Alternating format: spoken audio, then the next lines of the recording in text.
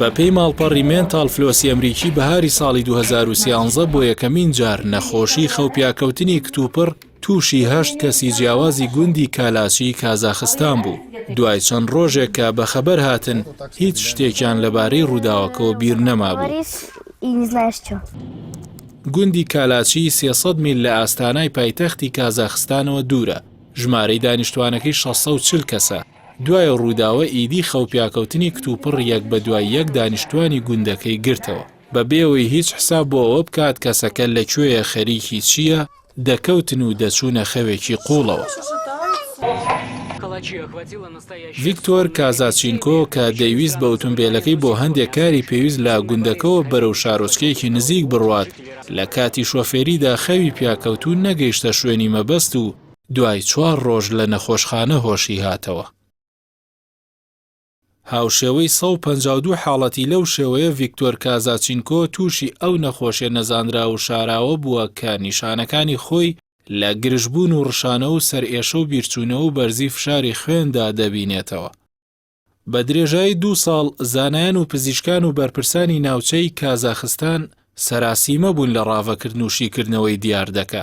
بۆ ئەو مەبەستە زیاتر لە 20,000 پشکنینی تاقیگەیی و زانستیان لە هەوا و خاک و ئاو و خۆراک و ئاژەڵ و کەرەستەی بیناسازی و دانیشتوانی گوندەکە ئەنجامدا و پیانوا بوو پێدەچێت دانیشتوانەکە بەگشتی تووشی نەخۆشی یادگەی بە کۆمەڵ بوو بن.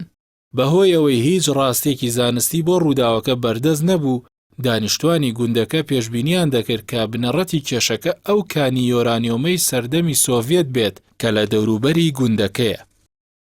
کانی کراسنۆجۆرسکی لە ڕابردوودا یۆرانیۆمی کارپێکردنی وێزگەکانی وزە و چەکی ئەتۆمی سۆڤێتی لێ دەرهێنراوە، بەڵام ئەو کانە لە 90ەکانی سەدەی ڕابردووەوە بە تەواوی داخراوە. دوای نەگەیشتن بە هیچ دەرەنجامێکی زانستی بۆ ئەو دیاردە ناوازەیە، حکومەتی کازاخستان ناچار بوو خەڵکی گوندەکە بۆ گوندێکی دیکە بگوازێتەوە.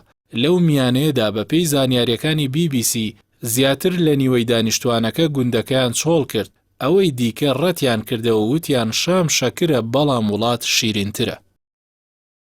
ئەم نەخۆشیە کە بە پەتاپەنهانەکە ناسراوە وەک یەک کاریگەری لەسەر مرۆڤ و ئاژەڵیش داناوە، تەنانەت دەوترێت منداڵەکان خەوی ناخۆش و تێکەڵ و پێکەڵ دەبینن.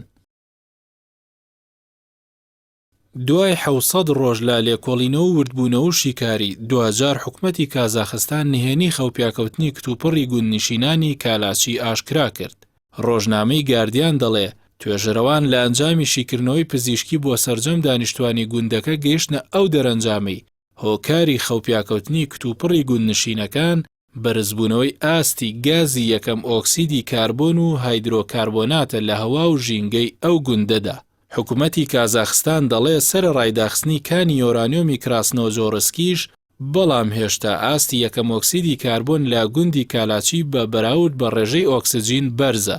ئەوەش وەک پێشتر دانیشتوانی گوندەکە پێشبینیان کردبوو، هۆکاری ڕاستەقینەی خەوپیاکەوتنی کتوپڕی دانیشتوانی گوندی کالاچیە.